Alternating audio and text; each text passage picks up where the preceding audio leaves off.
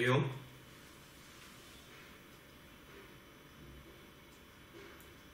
Please close your eyes. Your fingers interlaced and placed in front.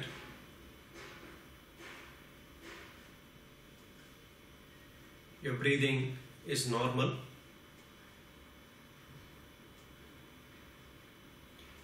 Let us chant the mantra Om together, followed by 10 shlokas from Atma Bodha.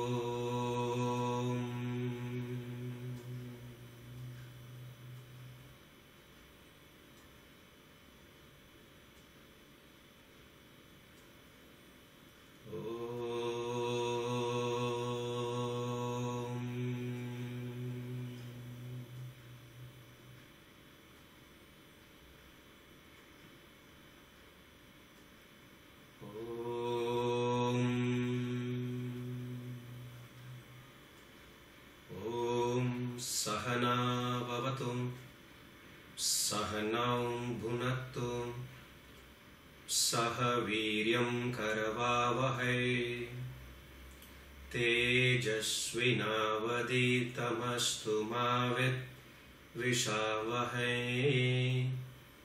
Om Shanti Shanti.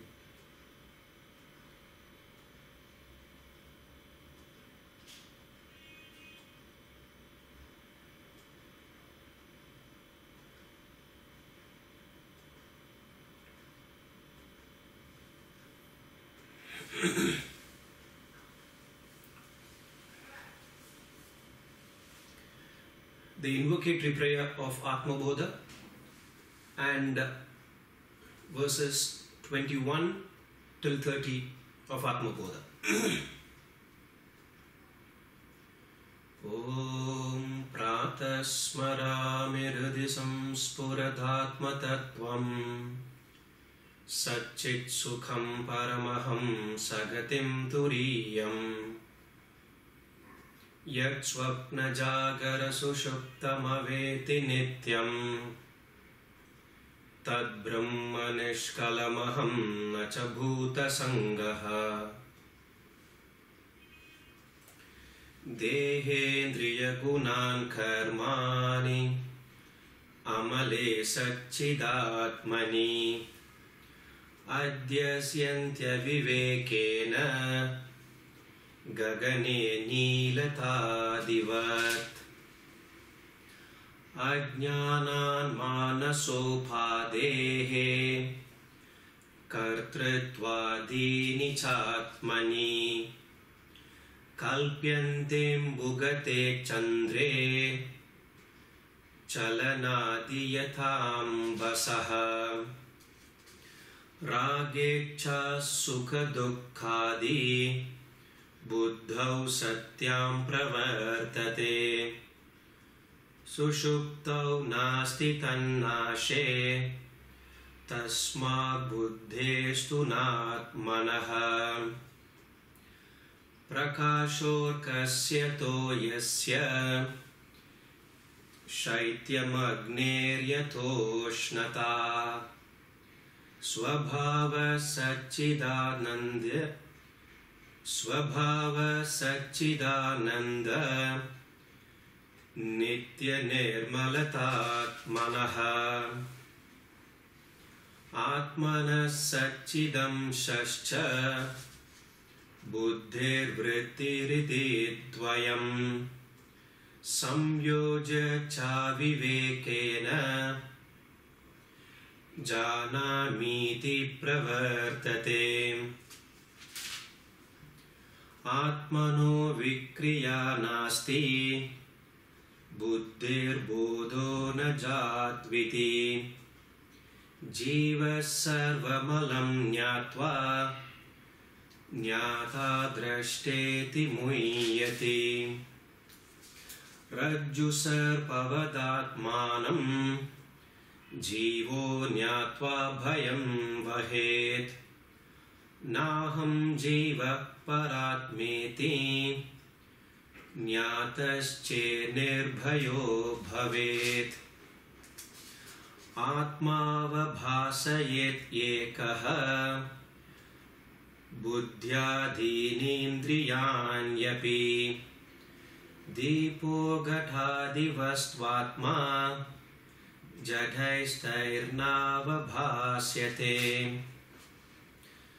स्वबोधेनान्यबोधेच्छा बोधरूपतयात्मनः न दीपस्यान्यदीपेच्छा यथा स्वात्मप्रकाशने निषिद्य निखिलोपाधीन् नेति नेतीति वाक्यतः विद्यादैक्यं महावाक्यं जीवात्मपरमात्मनोः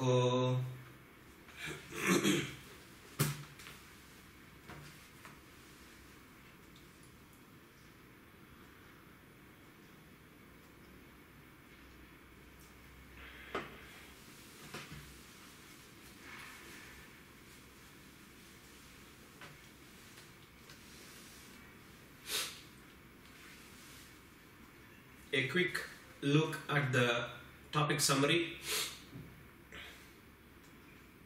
Role of faith: not to criticize others or find faults. I know attitude. Concept of devotion. Purpose in life. Do not justify your actions. What toys that bring joys? Desiring versus deserving, ego and complexes. The last topic we were discussing was objectivity.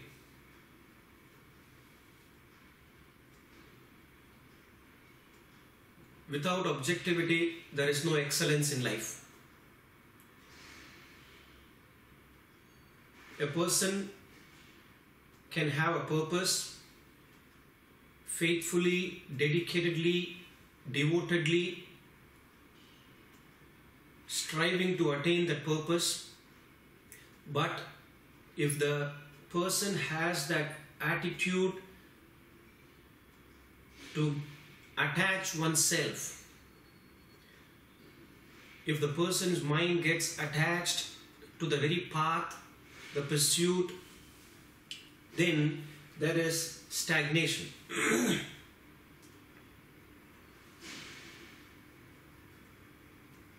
An example will help to understand this concept of objectivity.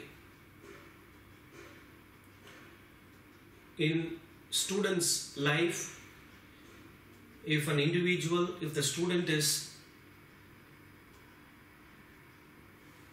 going abroad to pursue higher studies, staying in an alien land, in a hostel, the purpose is very important. Imagine it is a 2-year program. What for the student has gone there to enroll himself or herself in that institution, that awareness has to be there all the time. And those 2 years, there might be many attractions from the world.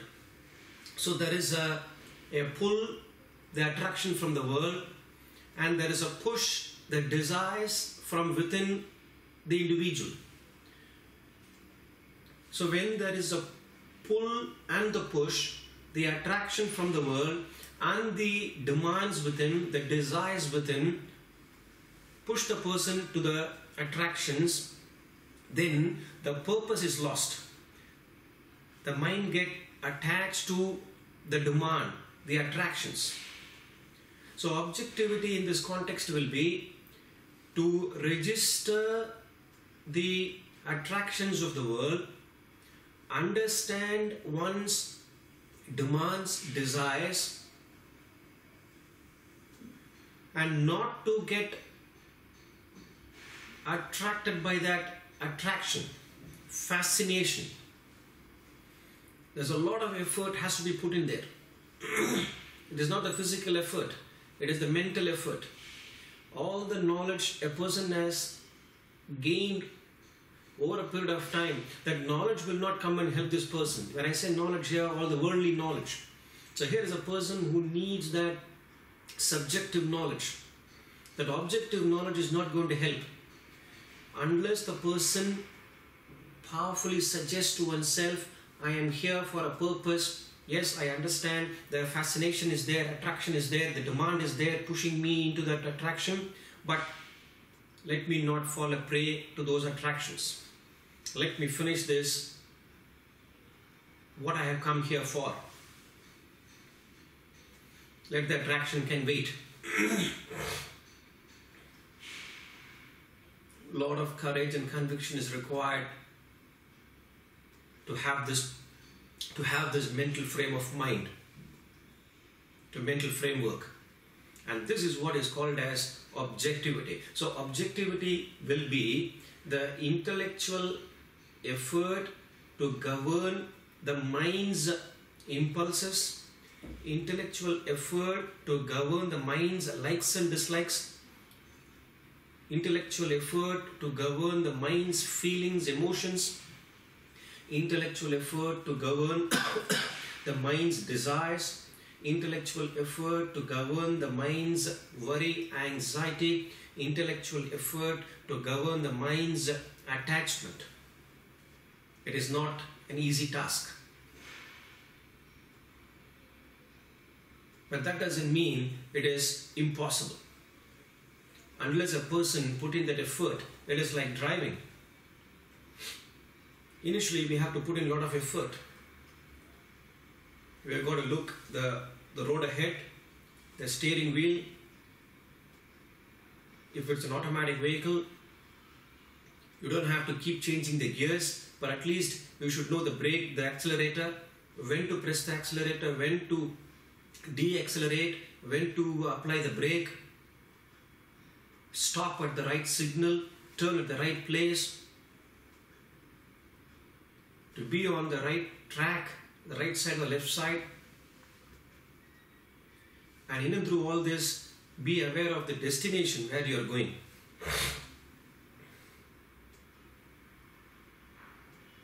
Once the person learns this art, then it is effortless. Same way, initially the mind is very difficult to control. So Arjuna is asking Lord Krishna, Krishna, I find this mind is not able to be controlled. It is very difficult.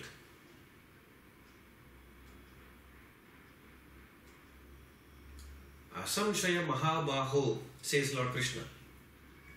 Definitely, it is difficult to control the mind. Krishna goes along with Arjuna as far as this part is concerned. It is difficult to control the mind. But, then he says, Abhyasena.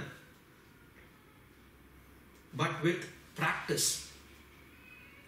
That sadhana. And then vairagya. That little dispassion. But it is possible to control the mind with practice and dispassion.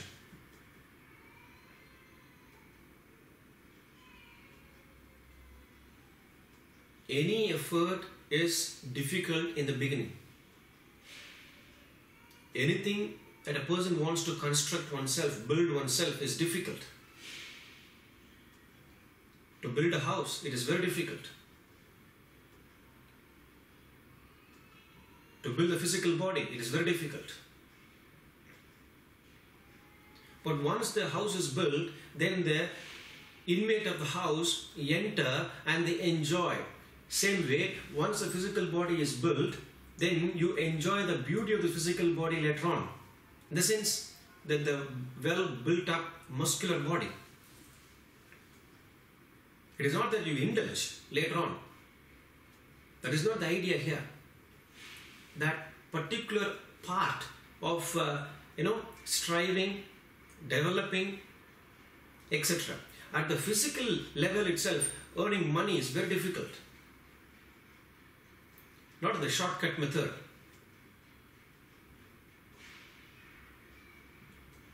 The physical part itself is so difficult.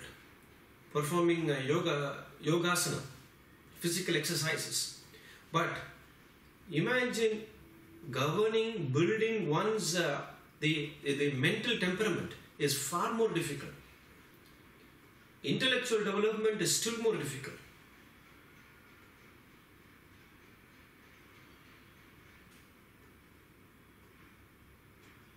So, to come back to this topic here, objectivity, we discussed the beautiful point there, even this shall pass away. So, Theodore Tilton is talking about that concept of, life where everything visits a person, comes to a person, it doesn't stay with the person for long, and then it leaves. So he's talking about, once in Persia reigned a king, who upon a signet ring graved a maxim true and wise, which, if held before his eyes, gave him counsel at a glance, fit for every change and chance, solemn words, and these are they. Even this shall pass away. He's talking about wealth in the next stanza. So a picture of objectivity is beautifully portrayed here. Let us go through the poem here. Trains of camels through the sand brought him gems from Samarkand. Fleets of galleys through the seas brought him pearls to match with these. But he counted not his gain, treasures of the mine or main.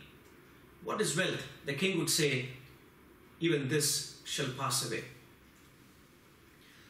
Mid the revels of his court, at the zenith of his sport, when the palms of all his guests burned with clapping at his jest, he, amid his figs and wine, cried, "Oh, loving friends of mine, pleasures come but not to stay, even this shall pass away." Lady fairest ever seen was the bride he crowned his queen, pillowed on his marriage bed, softly to his soul he said, though no bridegroom ever pressed fairer bosom to his breast, mortal flesh must come to clay, even this shall pass away. Fighting on a furious field, once a javelin pierced his shield, soldiers with a loud lament bore him bleeding to his tent, groaning from his tortuous side. Pain is hard to bear, he cried, but with patience day by day, even this shall pass away. Towering in a public square, 20 cubits in the air, rose his statue carved in stone. Then the king, disguised, unknown, stood before his sculptured name, musing meekly, what is fame? Fame is but a slow decay, even this shall pass away. Struck with palsy, sore and old, waiting at the gates of gold, said he with his dying breath, life is done, but what is death? Then, in answer to the king, fell a sunbeam on his ring, showing by a heavenly ray, even this shall pass away. Theodore Tilton. So, in this poem here, King of Persia is portraying a picture of objectivity.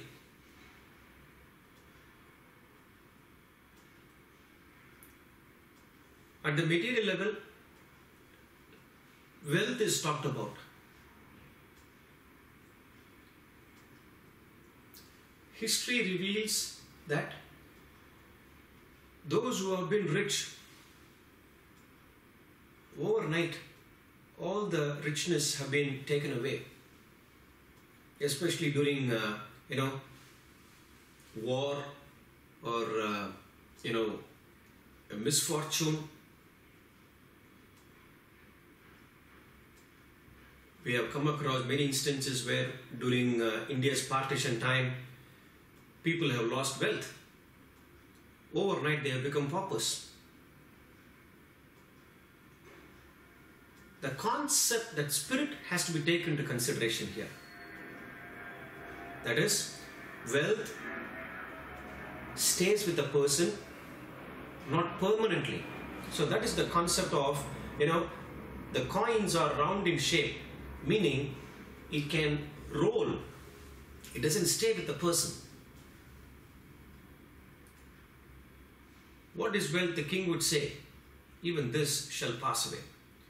So at the time, see, the concept here is, the spirit here is, at the time of earning wealth, yes, everybody needs wealth. Question is how much?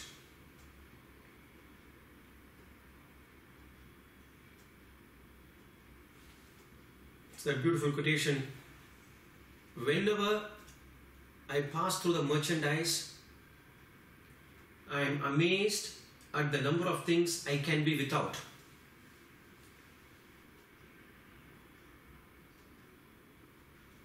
What is it that we need? Desires are there, plenty. But what is it I want?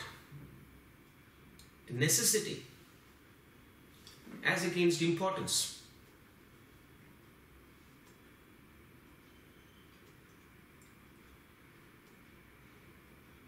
Use of arm is important.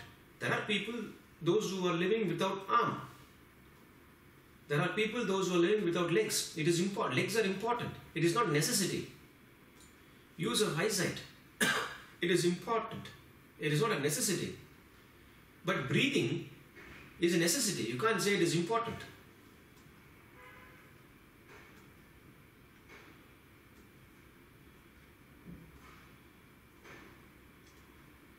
Same way, what is it that I want as far as material comforts are concerned? How many trousers you want, how many shirts you want, how many wristwatches you want, etc. Depending upon the activity a week, you have it. You have the wealth, you have it. You possess it. Where wealth accumulates, men decay. There is a thin line between acquiring what is required and being greedy. So the moment we cross the line of that necessity and importance, then we slowly get into that greed factor. Then it goes beyond the comfort zone.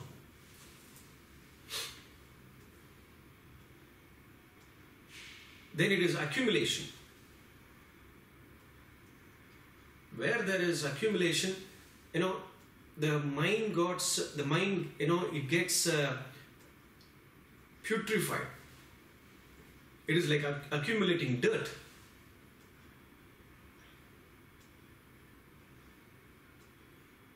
After some time, we get into that phase where we want something new all the time.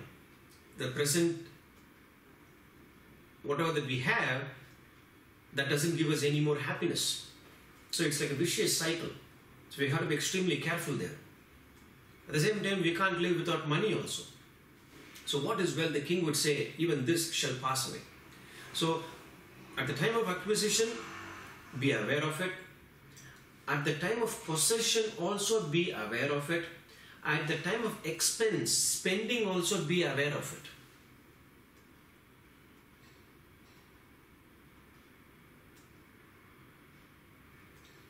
So next concept here is, friends. Loving friends of mine, pleasures come but not to stay. When we were perhaps in primary study, kindergarten or primary, grade 1 to 5 or whatever, we would have had friends, thinking that they are the best friends, thick friends. Without them, life will not move. And then once we move to secondary study, the set of friends change. Few people, many people, they continue to have the same friends. But that is not a be-all and end-all of life. Yes, life moves on. And then when we, become an adult, set of friends keep changing.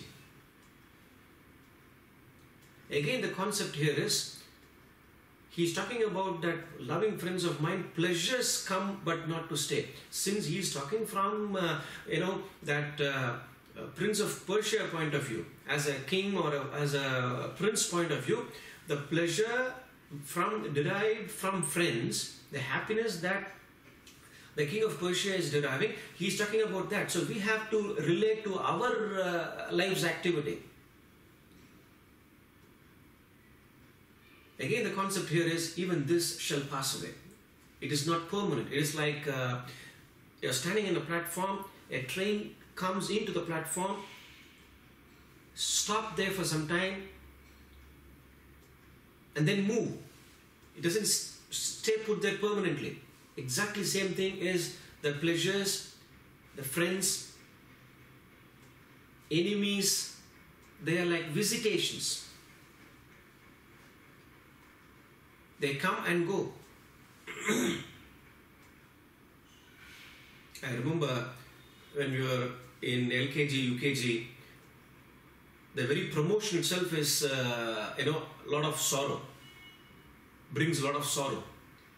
The child doesn't want to move to the next level, next grade, because the child is got used to that teacher, the environment, friends, etc. So especially during that particular phase of life, LKG and UKG, kindergarten, the teacher also move along with the students from lower kindergarten to upper kindergarten. Just to give that environment that they're all together there. So at the material level, he's talking about what life is, wealth level, and he's beautifully, objectively talking about at the sensual level, at the physical level. Even at that level, he's saying here that even this shall pass away. What is that pass away? Lady fairest ever seen was the bride he crowned his queen. So even that sensual pleasure, yes, when a person enjoys that sensual pleasure, it is only fleeting, momentary, passing. It is not permanent.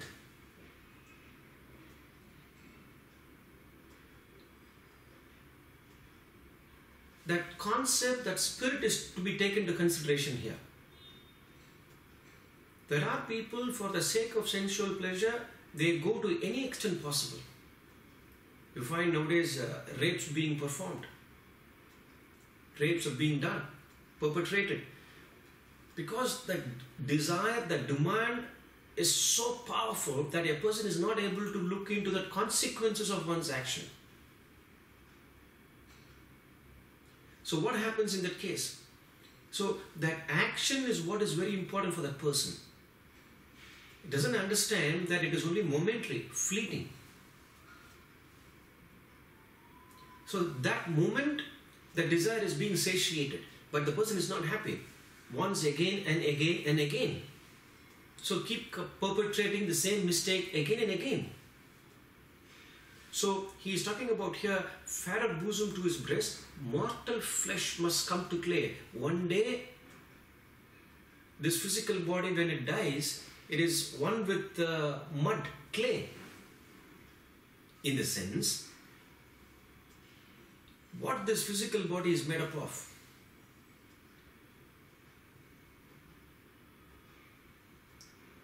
It is nothing but that earth, vegetation, meaning that lump of earth has served as food for the minerals, have served food for the plant kingdom, and the plant kingdom has served food for the human kingdom, and the human kingdom in effect has produced that particle called sperm and is being delivered onto that womb, and that womb is nothing but that embryo is developed in that womb, and child is born. So everything is nothing but that form of clay. Flesh is nothing but that form of clay. Everything is maintained by food. Ultimately, when the person dies, again merges back into mud, clay. So if a person has this attitude, then yes, there is no harm in enjoying the sensual pleasure, but it is not the be all and end all of life.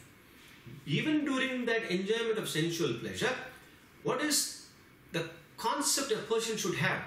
Physically, a person is enjoying that pleasure, but at the mind level, understand that yes, even this shall pass away.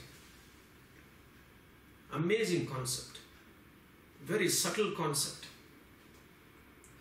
Unless a person has that understanding, a person will be absolutely physical.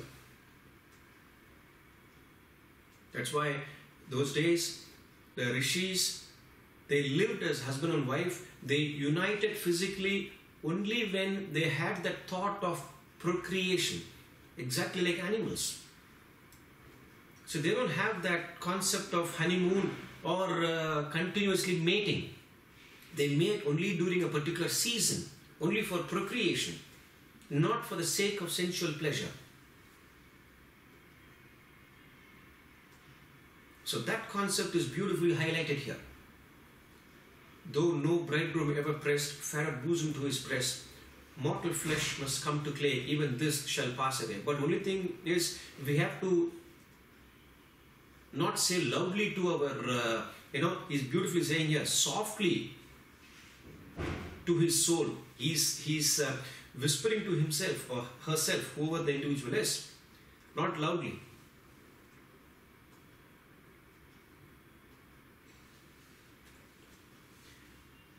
Then being a king, he might be at the war field.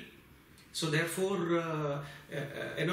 when he is fighting, physical body goes through wear and tear, lot of injury, wounds. So superbly he's talking about here, pain is hard to bear. But with patience day by day, even this shall pass away. We are suffering from some ailment. We think that ailment is only, we have got that ailment, that disease.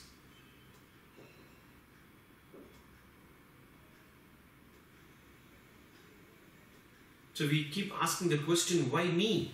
Why I got this? Meaning our neighbor can get it, or our friends can get it, or enemies can get it, not me. That is the usual complaint people have, in front of God. So Arthur Ashe,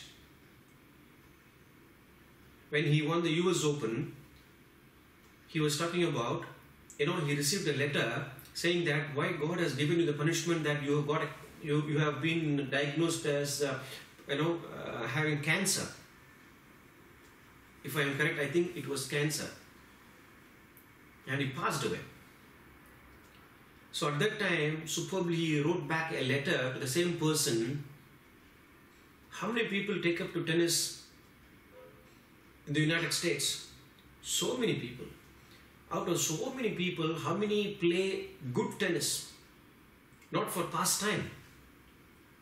The number diminishes, reduces. And out of so many people, those who play good tennis, how many play, in tournaments? And how many play for the, not the Grand Slam, maybe school level or, college level or whatever. Again, the number keep reducing. And how many play the Grand Slam? 150 or whatever number. Out of 150, that number, how many actually come on the second round, third round, quarterfinals, semi-finals, and then ultimately come to the finals and win that tournament, whether it is Australian Open or the French Open, the Wimbledon or the US Open. Ardrash was saying, I was so fortunate to come to the finals and win the cup. Same way, I am so fortunate that I have been given this disease by providence, he says. See what a different outlook. It is just a visitation. It will come and go. Yes, it may be terminal disease or whatever it is. But the way how you project your mind, that matters.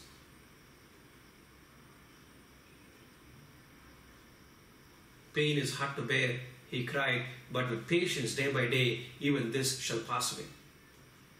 He is talking about what is fame. We keep talking about name, fame, power, position, etc. He went into the market square and he sees his own statue there. And he's asking himself, what is fame? Fame is but a slow decay. Everybody talking about, here's a person who is great. And if 10, 20 people talk about, then the person actually becomes great. Especially cine actors, actresses, sports personalities. On one hand,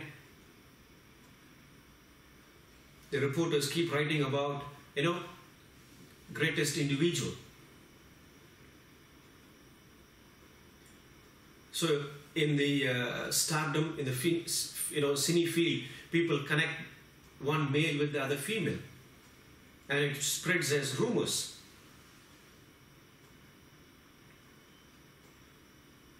People break down. So on one hand, they write so great about the person. On the other hand, immediately, maybe after a month or two or a year, they write so badly about the same person. So what he's asking, if fame is but a slow decay, even this shall pass away. So if a person has, estimated oneself, is not interested in what other people talk about. Because a person's development, intellectual development or spiritual development or whatever it is only, 50%.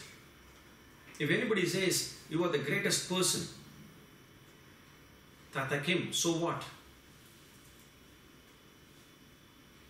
I know my development is only 50% and you are unnecessarily putting me up at 75%, which I don't belong to. But the moment a person identifies with that concept here, that, oh, I am great, which I am not actually. So you start inflating, filling air there, and you start floating, bloating. Then one fine day the bubble keep increasing and then it bursts. At the same time, that inferiority complex, you are nothing. So when the intellectual development or spiritual development or whatever development is at that 50%, if somebody puts you down at 35%, which you don't belong to, then if you identify with that, then you unnecessarily lower yourself. So if a person has assessed oneself, whether the person is being put up in the pedestal or put down, the person doesn't identify with that. That keep asking, so what? Tata Kim.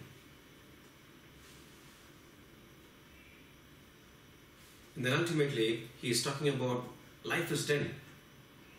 But what is death? So death in this concept is nothing but the promotion. From lower kindergarten, the child is being promoted to UKG, then later on promoted to grade 1, like that. So from this life, you get that promotion through death and you go to a higher grade.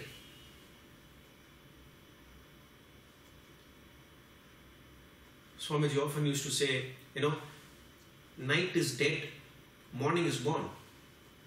We don't cry there. Oh, why night is dead?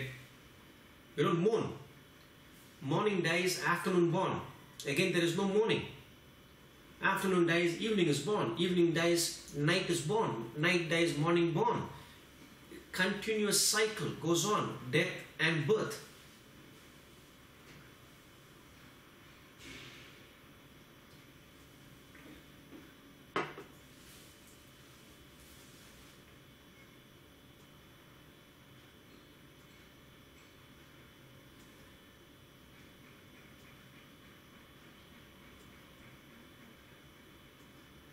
Child is born, infant is born. We can't say the embryo or the womb dies. So when that infancy is dead, childhood is born. Childhood dies, youthhood is born. Youthhood dies, adulthood is born. Adulthood dies, old age born. Old age dies, again infancy born. To say there is no life after death is also wrong. Equally, there is life after death also. There is no life after death also. Is not right, is not wrong. Because it's all a hazy area. So there is no point in getting into the discussion there. But that is not the point here. The point here is, life is done, but what is death? Then, in answer to the king, fell a sunbeam on his ring, showing by a heavenly ray, even this shall pass away.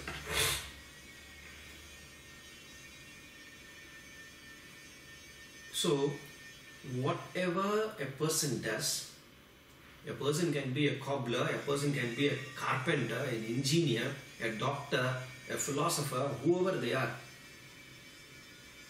The best of things and the worst of things come and go. If we go and identify with them, then when it comes we are happy, when it goes we are unhappy. When we identify with the best of things, we jump in joy.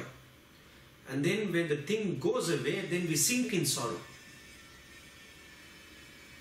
Swamiji poetically used to say it this way.